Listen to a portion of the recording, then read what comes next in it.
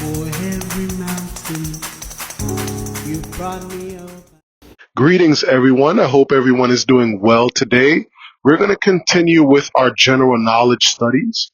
This is going to be section 2.7 and 2.8 of the Pennsylvania CDL manual.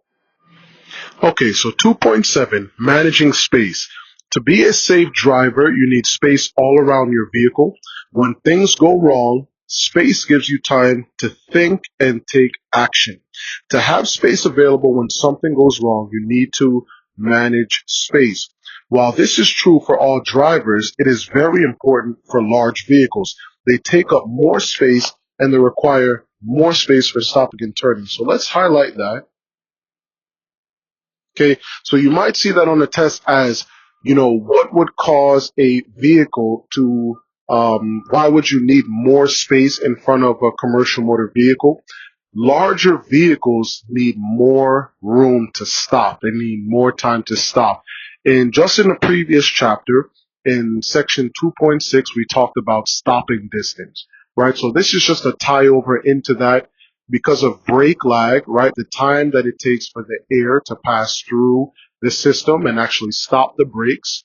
And because of stopping distance, that's why the larger vehicles need more space in front. So in 2.7.1, we're going to see it says of all the space around your vehicle, it is the area ahead of the vehicle, highlight that, the space you are driving to that is most important. Now, if you are doing general knowledge and you're also studying for your school bus, you may see the most important area to look for school bus drivers are the danger zone, right? To the sides, the back, and the front of the bus. However, for general knowledge, it's more covering everything. So for truck drivers alike and bus drivers, for general knowledge, the most important area is in front. So depending on the question that you're doing and depending on the test that you're doing, you want to keep it directly to the test that you are doing. Okay, the need for space ahead. You need space ahead in case you must suddenly stop. According to accident reports, the vehicle that trucks and buses most often run into is the one in front of them. The most frequent cause is following too closely. Let's highlight that. Okay, the most frequent cause is following too closely. Remember, if the vehicle ahead of you is smaller than yours, it can probably stop faster than you can. You may crash if you are following too closely. So then it leads us to ask, well, how much space do we need? Right? Sometimes drivers who are more experienced, they're taught different things. I know some companies will teach you as long as you can see the wheels of the vehicle in front of you. But we don't want to go off of experience. We want to go in order to pass the permit test, we want to go based off of what the CDL manual actually says. Okay, so for how much space should you keep in front of you?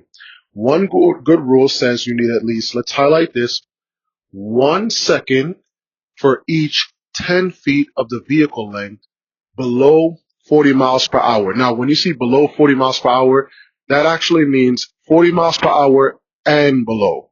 Okay, so that doesn't mean only 39, and then once you reach 40, it increases.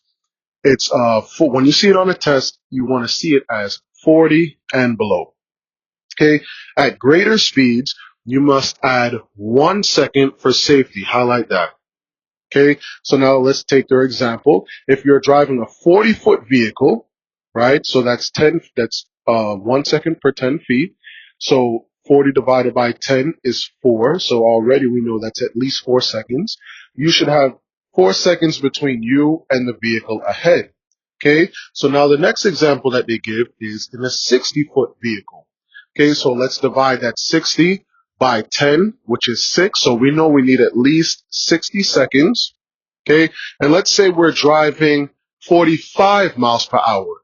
Now, because we're over that 40 miles per hour mark, that means we would have to add a second, right? So for a 60-foot vehicle, we know that we would need 6 seconds, but because we're driving 45 miles per hour, we have to add a second. So how much space should we keep in between us and the vehicle in front of us? 7 seconds. That's the 6 seconds plus 1 because of the miles per hour, the 45 miles per hour. Excuse me.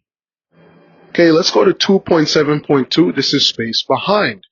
Highlight this. You cannot stop others from following you too closely, but there are things you can do to make it safer. So let's be careful of questions like this. You cannot force anyone on the road to do anything that you would want them to do. Okay, remember, we are defensive drivers as commercial drivers. We are professionals. So that means we are going to observe potential hazards, potential aggressive drivers, tailgaters, and we're going to want to find the best strategy to overcome the situation. Okay, so if you find yourself in a tailgate situation, the first thing you want to do is always stay to the right. Okay, trucks and buses should always be driving in the rightmost lane. Okay, so when we stay in this right lane, this allows others to go around us, to pass us if needed. Okay, especially going uphill. And if we see another truck, another bus, or another slow moving vehicle, we shouldn't try to pass them unless we have the room to do so. Okay, when you are moving slowly, drivers tend to tailgate you more because they would like you to move faster. However, some drivers, when they feel someone tailgating them, they will decide to speed up, but you don't want to necessarily speed up because we have to maintain the speed limit. We have to make sure that we are driving safely. So the best thing to do is actually to increase your following distance and let the person who is tailgating you go around you, right? Also in bad weather. So these are two things: when we are driving slowly and when there's bad weather, many car drivers follow large vehicles closely, especially when it is hard to see the road ahead. Okay, so this is very important because drivers behind you are watching your brake lights. That goes back to inspection. You have to make sure that all your lights are working in proper color and operational.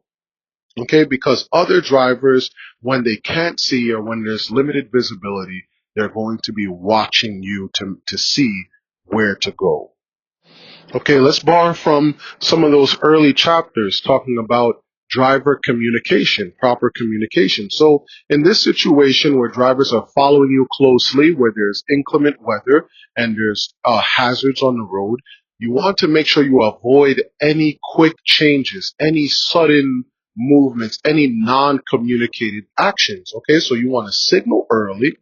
You want to slow down, reduce your speed gradually. We don't want to stomp on the brakes. We don't want to play any tricks on other drivers because of frustration, right? We want to make sure that we stay level headed and that we're able to make a change as necessary. Okay, moving on to 2.7.3, space to the sides of the vehicle. Now, you really want to be careful on these permit tests when it talks about staying centered in the lane. This is not telling you to be in the center lane. We know we spoke about earlier that trucks and buses want to always be in the rightmost lane. However, the safest thing to do is to be centered in the lane as much as possible, right? So if you have cross view mirrors in the front, you could watch to see the lines on the left and the right to manage your space in between. And then also your convex mirrors, right? Your bug eye mirrors that will show you the lanes to your left and your right. You could also use those mirrors to check your left and your right lanes. Okay, and traveling next to others. You want to make sure you're very careful in this. Some other drivers may not be paying as close attention as you are watching your mirrors. So you want to be, again, driving defensively. So let's highlight those two bullets. It says another driver may change lanes suddenly and turn into you, and you may be trapped when you need to change lanes. So what we recommend is pulling forward more if you have the speed limit to do so, or dropping back, increasing that following distance. This will help the driver see you. When a driver sees that other vehicles are moving around them, they're more likely to pay attention to what's going on. Okay, and last we have strong winds. This makes it difficult to stay in your lanes, but the problem is usually worse for lighter vehicles. Okay, so earlier, remember we mentioned that heavy vehicles, when your truck is fully loaded, it's actually easier to stop than when the truck is empty. Okay, this problem can be especially bad coming out of tunnels. Let's highlight that. Okay, if you can avoid it, do not drive alongside of others when crosswinds can affect you. Okay, 2.7.4, space overhead. Okay, any truck or any bus that we get in to drive, we should always know the clearance, right? The height of our vehicle. And then any bridge that we approach, we want to make sure that our vehicle can pass through it safely. Okay, so the next line says, do not assume that the heights posted at bridges and overpasses are correct. Let's highlight that. Okay, and next we talk about, let's go a couple lines down. It talks about the weight. So it says the weight of a cargo van changes its height. Let's highlight that. It's very important for your test. An empty van is higher than a loaded one. Okay, when they say van, they're talking dry vans like trailers. When you have an empty van, it's a lot higher than when you load it, it gets weighed down. When you got under a bridge, when you were loaded, may not be what you can do when you are empty. Okay, so this is for truck drivers who make their deliveries as they're driving, they're fully loaded, and then when they deliver and they're on their way back, their clearance may change. Okay, if you doubt you have safe enough pass under an object, go slowly.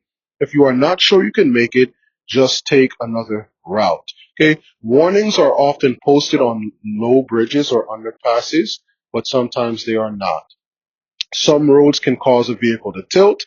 There can be a problem clearing objects along the edge of the road, such as signs, trees, or bridge supports. Where there's a problem, drive a little closer to the center of the road. Okay. Okay, 2.7.5. We also want to check the space below. All right, just as normal, you want to check for any road hazards, especially when you're heavily loaded. That area under the truck or the bus could be smaller. Okay, then we talk about vehicles that get stuck on railroads. Okay, so we want to look at, long or oversized trucks, semi trailers, low boys. Okay, these things often get caught on the railroad, right? Okay, 2.7.6, we're going to look at the space for turns. The space around a truck or bus is important in turns because of wide turning and off tracking. So when we think about off tracking, we want to think about when a vehicle's rear wheels follow a tighter, shorter path through a turn than its front steering wheel. So you ever seen this where, a truck driver may be turning right, and as they turn right, their front clears it, but because of the off tracking, the trailer may hit a pole or a stop sign or a fire extinguisher. So this is what we want to think about when it mentions off tracking. And again, earlier we talked about driver communication. So we always want to do the thing that we are communicating. If you turn on your right turn signal, you should turn right. This also means that when you turn on your right turn signal, you want to always avoid swinging wide left before you turn right, right? So if you're communicating that you're going to turn right, a vehicle may try to pass you on your left, right? So we want to go ahead and follow that right turn. You want to go slowly, right? This gives yourself and others more time to avoid problems. And for those of you that are taking your school bus, you also want to think about tail swing, right? Tail swing is 8 feet. And as a bus is turning to the right, the tail swing goes 8 feet to the left. So we want to always watch our mirrors, especially on those right turns and left turns, but just to watch to see who is going to be passing you on the opposite side. Okay, let's go to 2.7.7. All right, we're going to read through. It says space needed to cross or enter traffic. Be aware of the size and weight of your vehicle when you cross or enter traffic. Here are some important things in mind. Highlight this. Because of slow acceleration and space large vehicles require, you may need a much larger gap to enter traffic than you would in a car. wait for a large enough gap in traffic to enter the road.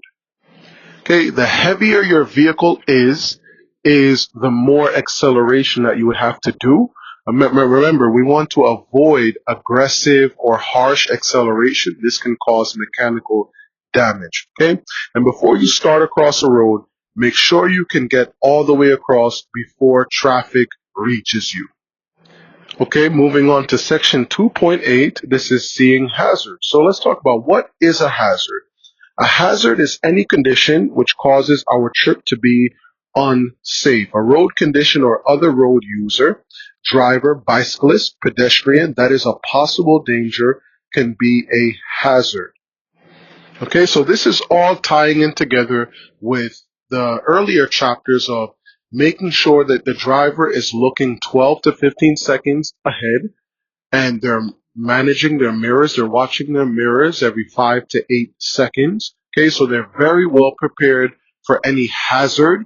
Okay, so we want to identify some things that could be hazards. Let's just say if there's a car and their lights are not working, their brake lights or their turning signals are not working, and now you're looking at this vehicle and it seems like they're indecisive with their decisions, they're in and out of lanes, or they're guessing if they should take an exit or not.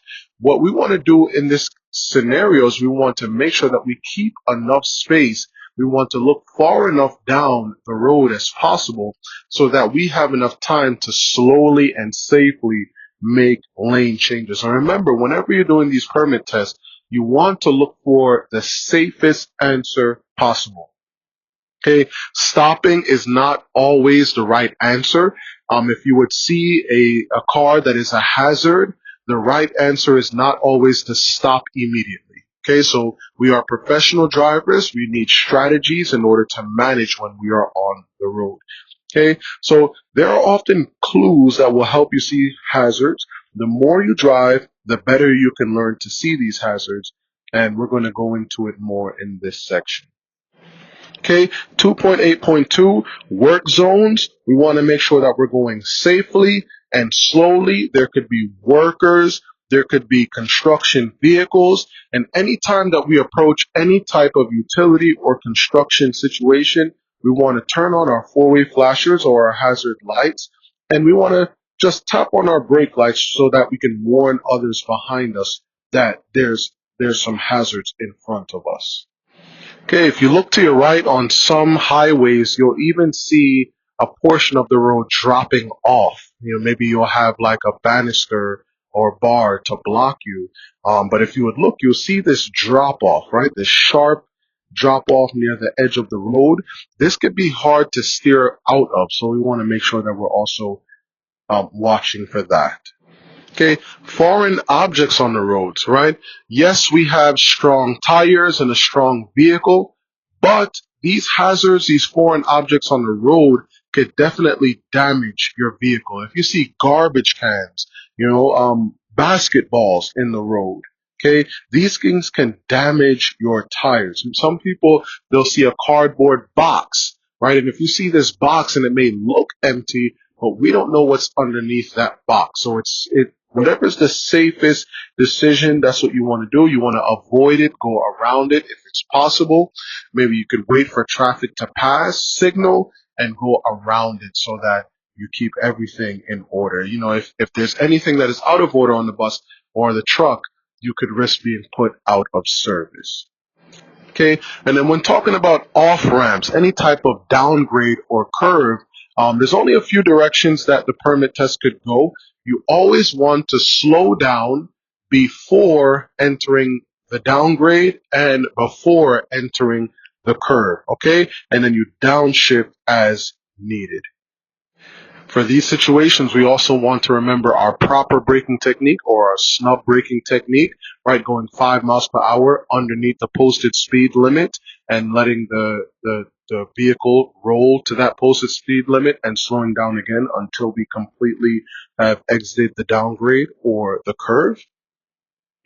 We want to make sure we're not holding down the brake too long, which could cause too much traction, which could cause a skid, okay, or for the vehicle to roll off the road or roll off the edge of a banked curve. And we also want to remember the engine braking effect. Okay, so downgrades, speed can increase very quickly. So you want to also allow the engine braking effect to come into play. You don't want to hold down your service brake too long, right? These things could cause brake failure, brake fade. So you want to put your vehicle in a good enough gear so that your engine braking effect, your braking techniques could help you safely get out of the downgrade and the curve. Okay, and section 2.8.3, that is page 2-26 through 2-27 in the Pennsylvania CDL manual, you want to read through all these hazards, okay? It talks about blocked vision, delivery trucks, parked vehicles, motorcyclists and mopeds. Also, you want to be careful of trucks that are non-CDL, like U-Haul trucks. These are non-CDL drivers who may not be used to using their mirrors, used to seeing signs, used to clearance. So it may seem like a truck and a truck driver, but they may still be driving as someone with a license for a car. Okay, we also want to be careful of pedestrian signs, and school crossing signs, right? We want to be careful of people that are on the phone, workers, ice cream trucks. Some ice cream trucks have stop signs and some do not. Okay, there could be people running towards these trucks, right? Accidents, shoppers, confused drivers. They don't know exactly if they're taking an exit or not. Slow drivers. Okay, these are people that are also over alert, and sometimes when drivers are over alert, they tend to miss signs and miss directions. Okay, drivers signaling a turn may be a hazard. Okay, drivers in a hurry, impaired drivers, right? Drivers that are under the influence. We talked about in earlier chapters, how do we tell when a driver could possibly be under the influence or tired, fatigue, right? They're constantly changing lanes, they're changing speed faster and slower, right? Making a lot of indecisive movements. Okay, driver body movement as a clue. Okay, sometimes you're driving past cars and you might see some driver people inside the car, but you don't know if the car is going to move off or not. We want to be watching the brake lights. We want to be watching the driver body movement. Okay, and conflicts.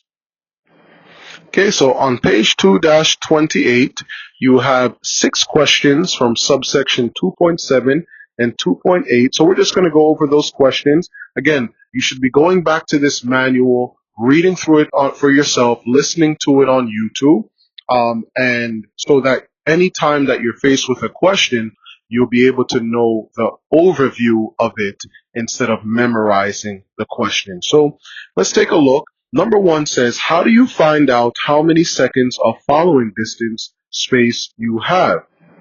This answer can be found on page 2-22. That's section 2.7.1 under how much space. Okay, so how do you tell how many seconds you need? First, you should know how many feet your vehicle is, right? So we know it's 1 second per 10 feet of the vehicle. If we have a 40-foot vehicle, that means we need at least 4 seconds, depending on if we are under 40 miles per hour or over 40 miles per hour. That would mean we would add a second. Okay, number 2, if you are driving a 30-foot vehicle at 55 miles per hour, how many seconds of following distance should you allow? Okay, so the answer in the same section that we read as before, if you're driving a 30-foot vehicle, that means 1 second per 10 feet would mean 3 seconds. But because 55 miles per hour is over 40 miles per hour, we would add a second. So the answer is we would need 4 seconds of following distance. Okay, following distance is the space in front of you. Number 3, you should decrease your following distance if somebody is following you too closely. True or false? This is false. Okay, you should always increase your following distance if someone is tailgating you. The natural response if someone is tailgating you is to speed up, but this could be dangerous because we want to avoid any sudden movements. Okay, number 4, if you swing wide to the left before turning right, another driver may try to pass you on the right. Is this true or false? Okay, so this answer could be found in 2.7.6, and the answer is true. Because if you signal that you are turning right, you need to turn right. So if you signal that you are turning right and you swing left, a driver may be trying to pass you on the opposite side because we communicated to them that we were turning right. Okay. Number 5, what is a hazard? A hazard is anything that you could see that is unsafe. Okay. We could find that in 2.8.1. All right. And number 6, why make emergency plans when you see a hazard? Okay. And essentially these questions come down to safety. 2.8.4 says, in this way, you will be prepared defensive driver who will improve your own safety as well as the safety of all road users. Okay. So this was section 2.7 and 2.8. Thank you for listening. For every mountain you brought me up.